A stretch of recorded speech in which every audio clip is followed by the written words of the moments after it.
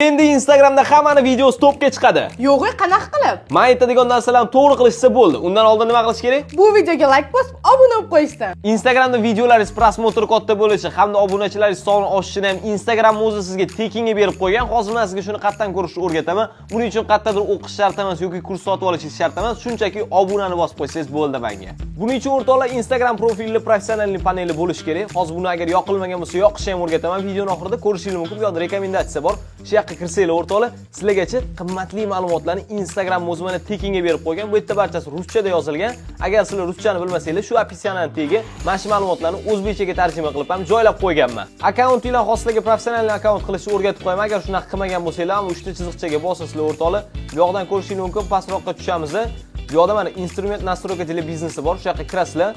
Bundoq tushiramizda ko'rishingiz mumkin. Добавить новый профессиональный аккаунт bor. Yokida mana bunaqa tip akkauntni o'zgartirsanglar bo'ladi. Agar sizlarda avtor bo'lsa, biznesga o'tkazib qo'ysanglar, biznesda ko'tarilishi osonroq bo'ladi. Bu qimmatli ma'lumotlarni o'rtoqlar saqlab qo'yinglar. Mani profilimga o'tasizlar deyman, bu 3 ta nuqtaga bosasizlar. Eng tagida уведомление bor. Ko'rishingiz mumkin, mana hammasi ochiq bo'ladi. Shuni yoqib qo'yasizlar deyman, eng tagidagini ham mana tepadiga o'tkazib qo'yasizlar. Keyin o'rtoqlar istoriyamni kuzatib boringlar. Istoriyamda ham mana shu Instagramga oid har kuni har xil kerakli ma'lumotlarni joylayman. Bu videoni o'rtoqlar barcha do'stlarga jo'natib qo'yinglar, profilimga o'tsanglar, bundan da qiziqarli videolar bor.